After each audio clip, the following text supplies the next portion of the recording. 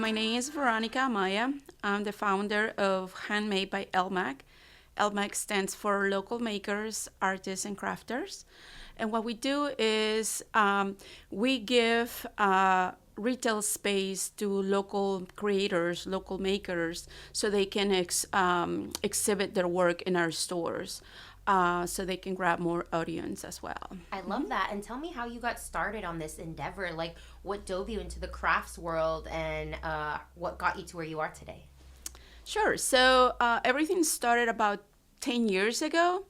I'm an artist myself. And so I went to a farmer's market and the weather was so bad. And so I figured, maybe I should not go. But I told myself I already paid for it. So, I have to go. So I went there and of course, it started rainy, windy, products start flying everywhere. And I broke a few things of myself. Oh. Yeah, and there were other people that broke like more stuff than I, like glass work. So yeah, after that, I talked to the manager at the farmer's market, like not after, like maybe an hour after. And I told him, listen, the weather is getting worse, can we go? And he was like, there is no refunds.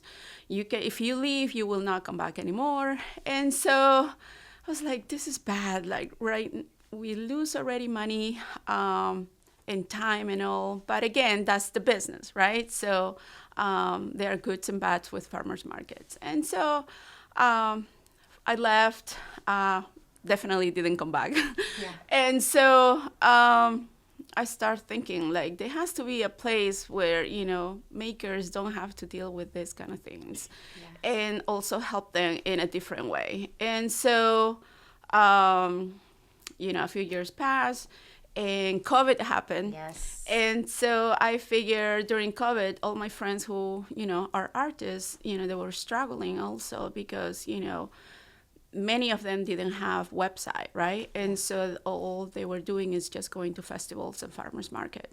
And so, after I seeing all this, I figure, okay, I have to do something about it. So I started doing research and, in Sterling, and there was nothing like a store for local makers, just 100% local makers. There was nothing in Sterling, Virginia. There was in other parts of Landon County, but now not in Sterling.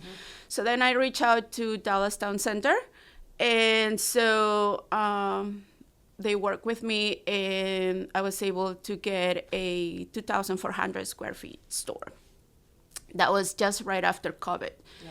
And so, they were telling me that they were kind of skeptical because, local makers, we don't produce enough products, to fill a store. And so I told them, yes, I will get them. Don't worry about it. And so I have 6 makers. Nice. 6 of which 3 of them I didn't know. They were just jumping in the wagon, and come along with me. And so, yeah, I got the 6. We set up the store, and at that point, for me, it was like a full thing, right? Yay. So, but when looking at the pictures now, it's like, oh, what was I thinking with only 6 makers opening a store? But yeah, so soon enough, word of mouth. I never had to do any marketing or anything like that, knock on wood. Yeah. And so more makers start joining the store. So by December, we opened the store in April. So by December that year, we already have almost 50 makers. Wow. And it was super crowd. Like that Christmas, I remember, like it was super crowd. And so I talked to Dallas Town Center to get a bigger space. There was an opening for a bigger store. Jump in there, didn't know what I was gonna do or what was I getting into. And so I figured we need to move because people start missing the products. So because in a table we have like maybe 4 makers, their products. And so it was really crowded. And, statistically, you only have like 3 seconds to go through a table. And that is if you are alone. If you're not alone, you're walking with somebody, you're definitely going to miss a lot of the products. So I start seeing that more often, and I'm like, oh no, like, like makers are not going to be selling, and I always worry about that part. So we got a bigger location. So from 2,400 square feet, we moved to almost 9,000 square Whoa. feet. So, and that was another challenge, right? Like filling the whole store. And so, but we did. And a year after that, literally a year after that, we opened a second store. And that was at One Loudoun. So Okay. now we have Sterling and Loudoun. Yes. Okay. So we have two at the Dallas Town Center, and the other one is in One Loudoun. That is awesome. And talk to me what kind of products that your local Oh, makers wow. bring in. I want to know all the details. Yeah, of course. So we have, gosh, from ceramics, pottery, woodworking, chocolate, handmade chocolate locally. We have honey, a beekeeper. She makes beautiful honey and like, oh, amazing products. We have bath products like soap, salts for spa. Yeah. What else do we have? Artwork, paintings, Wow. original artworks. Oh my God, and many more. Sounds like things. a So, variety, like so everybody can find something here and all one of a kind. absolutely, And handmade to absolutely. support the local community. Of course, I yes, love please. that. That's what we want. We want people to come and see what local makers. So what we do is we curate all the work that comes into the store. So everything is original, handmade, and locally made. So and those are the things that in order for them to come to the store, they need to create amazing products. Yes. And also we help them with, aside from giving them exposure and all that, we also help them with packaging. So I'm a graphic designer. And so what I do is those are some of the perks that they get. There are many makers that come in and they create amazing products, but they don't work on their packaging. Yeah. And so that's when I come in and I talk to them about, hey, we need to do something like this, Yes. or we work on labels. I even design labels right on the spot for a few makers, and they were Wow. like, oh my God, this is beautiful. Can I use it? And I'm like, sure, go ahead. So yeah, because in order to sell something at a retail level, it has to be well presented, Yes. right? And so it's totally different, and it's totally different mentality when you go to a farmer's market and sell your products. People come with a different mentality than when they come to a retail store Yes. and buy your products, Yes. right? So yeah, we try to help in any way we can. I love it. And now talk to me about the types of events that you hold. Yes, so we do classes during spring and summer. We do a lot of classes in-house. We also, if one of the makers, let's say, have an event at a winery or something, a workshop, we also spread the word about things like that. We also love to help them in that way. Other events that we do, like right now, we're going to do this Saturday, the Bark Bash in One Loudoun. So What's it's that? all about doggies. Yeah, so there's going to be a walkthrough. All doggies have to go wear customs, and so there is going to be a contest. Cute. It's going to be all about doggies. So it's going to be this Saturday I believe, from 11 to 4. Okay. And so we're going to have a booth. We have a few makers that create products for dogs. So we're going to be exhibiting those products there. We're going to have like raffles for people that come to our booth. So I come love it. and see and us. now, talk to me a little bit about online presence. I know you don't do a lot of or any social media. Is that correct? That I No, read? we do social media. What we don't do is we don't have an online website. Okay. So we do, we have a website, which is a basic website. We're actually working with a company right now to hopefully get it set up and all. But we don't have the online side of the store, like selling online. Gotcha. And the reason why was because when I opened the store, the concept was for the community to come and see what local makers are creating, for the community to get out of their house, come and see locally, touch it, feel Experience it. it. Exactly, rather than just have a website and, oh yeah, I like this, I'm going to buy it, but I don't like it when I receive it, then I'm going to be returning it. So we didn't want that. And also we want that interaction for them to have with the makers, to see what they're creating, to learn about them, right? Establish that relationship. Exactly. Because that's what we do when somebody comes to the store. We try to talk to them about who made the product, what was involved, and all that. So yeah, we love that part. I love that. Have you maybe considered maybe in the future maybe switching to online perhaps? So we are. Actually, that's what I was saying, this company that we hire to do that part, because more and more we are getting more customers that come and they are like, oh, I love this, will be good for my brother, who is in whatever state, and so I would love to send it to them, right? So what we do now, when people come in the store and they want something like that to be shipped somewhere, we do that. So we actually, a few makers are like, we need to put a sign that says we ship all over. Yeah, that would be good. So I know. So that's something that we're working on. But yeah, we try to do shipping all over as well. No, that's good that you're working in that way, like to improve always and help customers. Or maybe somebody lives far and they're like, oh man, it's a drive for me, but I already know your product, I want to keep buying it. So. Yeah, so it's so funny that you mentioned that, because a lady from New York, she just came, she walked in the store, and apparently she came to the store with her niece, and she was here visiting her niece. Yeah. And so her niece apparently said like, oh, I like that picture frame. They didn't buy anything. The aunt called the store and said, hey, do you still have a frame that is like on this side?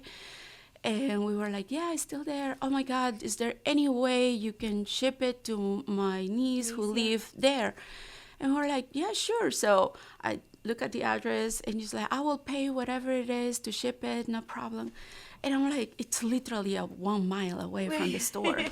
And I'm like, listen, my name is Veronika. I'm going to take my time and I'm going to deliver myself to her. Don't worry about paying for shipping or anything. Sweet. Are you sure? And I'm like, yeah, no big deal. I'll do that. So I did. Oh my God, that lady, until today's day, she like texts me all the time and she's like, I hope everything is well. How are you? I'm going to be coming for the holidays. I definitely will come back to your store and shop more. And it's those little personal experiences that make that world of a difference, right? That you wouldn't be able to establish online like that. So I think that's wonderful. Thank you. Talk to me about, I guess, some of the vendors or the sellers that you have. How can they be a part of this? Is there like an application process or prerequisites that you ask? Correct. So we have 4 curators now that work with us, and so they are the ones who literally go through every maker that apply. So the first thing that everyone, if they want to be with us in the store, they have to send an email to info@handmadebylmac.com. And so once they send an email, I always suggest that they attach their website, their social media, excuse me, or pictures. Yeah. Excuse me. That's okay. And so once they do that and talk a little bit about themselves, where are they located, that's very important for us. And so, and what products they make, right? And once that happened, the curators will review their email, and within 5 days, they will reply to them and telling them how the store works. Now, we do not have the same products, like more than 4. Let's say candle makers. Yeah. There are a lot of candle makers, and we have probably about 20 candle makers right now on hold. We try to have either 1 to 2 of the same category of candle makers, but not the same, let's say, scent, right? Mm-hmm. So we have a bee candle maker, which is made out of beeswax. Then we have a coconut candle maker, a soy candle maker. And so if, let's say, the soy candle maker has a lavender scent, the 2 of them, then we will have only 1 of them with that lavender scent. So that way they are not competing, because that's what we don't want. We don't want people to start competing or feel like, oh, she sold more than me because, whatever reason, right? Yeah, So yeah. we don't want to do that. So if they agree with those terms, then they're all great to come. Again, they all have to put prices in their product because we don't do prices. Yeah. We can suggest prices, and that's another part of what we help them with. But at the end, it's them and their prices, right? It's their business. So they have to set up their prices. We recommend, and if that works, great. If they want to keep it with their prices, that's fine too. And so they try, and we give them exposure by doing social media, by introducing them. So right now we are doing, from last week until the holidays, we are every Tuesday, we are doing a little video about introducing one of the makers. So I love that. So it's like a segment every Tuesday. Are you filming it? Yes. So Love it. Don't judge me with my No, filming. no judgment. I'm proud. But we are trying to just have them talk a little bit more, and so that the customers can see and the community can see who is the one that it's making those products when they come and see it. So, no, that's a great idea. I love that. A fun way to get to know about them and share some tips and exactly. Exactly. Yeah. And what are you doing outside of this? Like, what other hobbies do you have, or how do you like to pass your free time? This is my hobby. You're like, I'm living the dream. I'm working 20 hours. This is my hobby. Oh my goodness. Do you have any boundaries for yourself, or no boundaries right now? So the first year, I didn't have any boundaries. I worked 20 to 22 hours. So it was just me doing everything. Yeah. So the first year was really hard, but at the same time, it was very rewarding because, 3 years later, I'm like, I did this, it feels so good. And yes. 2 locations. In 2 locations. And yes, it's a lot of work. Like I told everybody, there are a few people, actually a few makers that have open stores. And I always tell them, do it so you can see how much work it is, and it's rewarding if you like it or you're going to hate it. But that's the way you'll know. Exactly. So I always tell them, and so I want to go to a farmer's market. Go for it, because you will never know what it's involved to be in a farmer's market if you don't try it. Yeah. So I'm always pushing all the makers to do those things so they can realize that it's not easy to have a business. Yeah. And again, there are other hobbyists that come to the store and they are like, oh, I'm a retired person and I want to sell something. We usually tell them that they need to set up their business first. So that's another thing, that when they are part of our stores, they need to have their business set up. And that way also, it's good for them to learn about how business starts, like what process of how to start a business. And we help them in that respect too. Yes. Like so many people, they go to, let's say, the county or state website and they don't understand where to go. So we're like, okay, we'll sit with them for like half an hour and teach them what to do and all that. And so they're like, okay, yes, I will do it, or no, thank you, this is not me. So got it. Love it. Is there anything that maybe I am missing or have not touched on that you would like to share since we have you here? So I know it's a little far away, but every year we do 3 sales in the store. So one is during the spring, the other one is during summer, and the other one is gonna be in November, Black Friday. Ooh. So 3 times a year, we only do sales in the store. Okay. So you will never find sales in our store. Everything is the price that the makers has exactly set. And so only 3 times a year we do the entire store. So on Black Friday, every year all the makers agree that we are doing a 20% off of the entire store. Okay, so so it's good to know that in advance so that you can prepare or hold yourself. But again, as I mentioned earlier, the makers create one-of-a-kind products. So most of ceramics, wood products, those are the glass products. Those are the things that the makers only create just one per design. So therefore, if you are gonna wait for the 20%, good luck. But I would rather for people to come and see what we have right now. Yes. And I mean, the prices are really reasonable. Yeah. Everybody that come to their stores like, are you serious? This is this much? And we're like, yep. We should raise it, right? And they're like, I think so, but we're like, but not right now while I'm buying it. Exactly. So yeah, that's one of the biggest sales that we're gonna have on Black Friday. Yeah, it's coming up, y'all. And then what's the other one you said? Spring, Black Friday, and then a Christmas one, maybe? No, so that's it. So during the holidays, that's going to be after Thanksgiving, like Black Friday.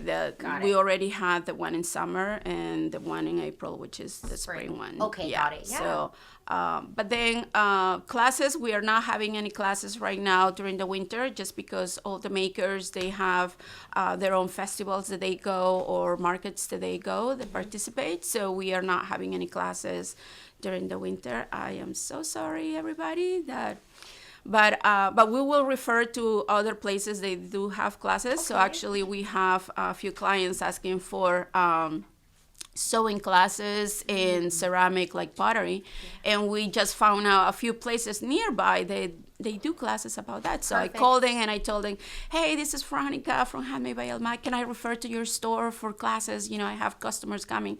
And they're like, oh my God, yes, please do it. So that's what we're doing. You know, if we cannot do it, why not helping other business, right? I love that. So the classes mostly happen, I guess, during the spring? Spring and summer. So classes usually happens from March all the way to October. So we just finished the last class, which was candle making class, and it was amazing. So. And then just one more time, what are the variety of classes you have? You have sewing, ceramics, pottery? So, yes, we do, for instance, Lisa, she does decoupage on shells. So we have her doing class. We have candle making, soap making class, sewing making. We have done resin. That's a big one, and actually that's the one that I do, cool. A resin class. We have what else? So candles. Oh gosh. Oh, crochet. Okay. So we have done crochet too. So you've got a variety. Yeah, definitely a variety of classes. Yeah. Love that. Well, I'm gonna ask you my last question. Is, do you have a saying, a song quote, or something that maybe somebody's told you in the past that has inspired you, and would you like to share that? Yes. Please. So when I opened the store, a few months after I opened the very first store, this guy walked into the store, and, you know, again, at that time, it was like half empty, but in my eyes, it was like full, right? Yeah. So this guy walked in and, you know, suit up, and he has like a suitcase, and he's coming in, and I figure, oh, he's a tourist, you know, because we get a lot of tourists at Dallas Town Center. And so he walked in and he said to me, I love the products that you have in the store, but sadly, I don't think you're gonna pass this year. Like, your business is not gonna survive this year. And I said, well, if you're talking about like that the store is half empty, you have to understand that this is all local makers, so it takes time for them to bring it. But, you know, in a month, you'll find the store full. And he's like, yeah, but I don't think it will. And I'm like, I'm sorry, and may I know who you are, or like what you do? And he says, well, I'm a former, you know, CFO. And I'm like, okay. And I said, well, thank you so much. And, you know, for your feedback. And so this is all new for me too. So if it works, it works. And if it doesn't, it doesn't. But at least I'm going to try it. Yeah. And he's like, well, good luck. And he walked away. And so then after that, I closed my doors, literally, and I went to the back and I started crying, crying. And I'm like, oh my God, my business is not going to survive. This guy who is a former CFO for a gas station, you know, is telling me all this thing. And I'm like, I look at, you know, myself in the mirror, and I'm like, and you going to listen to this guy? I'm like, you know better. So I'm like, clean up myself, like, and I open my gate again, and I'm like, we're going to make it. So here we are for years. So never give up on your dreams. Just keep going. So that's so beautiful. I'm tearing up. That's so powerful. Oh my God. No, thank you for sharing that. No, you made me cry now. Me too, sister. We're crying together. So if you have a passion for something, just keep on working. It's a lot of work because it's a lot of work. Yeah. But if you really want to do it, then you have to work and it'll work it out, and also seek help, right? So friends or even the makers themselves, right, to help you. I've been so blessed to have my makers that they are so helpful in every way I ask them for anything. They are right there. And so having a community of friends that way that can help you. Yeah. It's just amazing. Like right now, this whole year, it's been tough about hiring people. I tell you, it's so hard to find people to work in different hours that, my concept of my store was not having our makers being part of the store because I want them to do their things and create more work so that they can have more products at the store. So I never have them work at the store for that reason. But this year, it's been horrible finding people. So I asked a few makers, and they're like, absolutely, I'll come and work. Just need to show me what to do. And I'm like, okay. And they start loving it. Yay. They love that interaction that they never had with the clients. And they're like, oh my God, it's so rewarding to find out what they like and learn about designs or new ideas, And so one of my makers working there, she does a lot of jewelry, earrings with beads and all. And so one of the customers has said that she wants some kind of charms for her shoes out of beads. And so she came last week and she brought me this. I'm like, what are those earrings? And she's like, no, Veronika, these are charms for your shoelace. And I'm like, wow, this is pretty cool. A customer told me that she wanted something, so I'm bringing over here. Maybe she'll come back and buy it. I'm like, absolutely. So we have them right there. She already sold 2 over the weekend. Love it. So there we go. Yeah. But yeah, those are one of the things that, again, if you have a passion for your business, go for it, Don't give up. Don't listen to what others say unless it's positive stuff. Exactly. And just, keep going. Yeah. Well, thank you so much for being on the podcast and for sharing this with us. Thank you so much. Of course. Thank you for having me. Absolutely.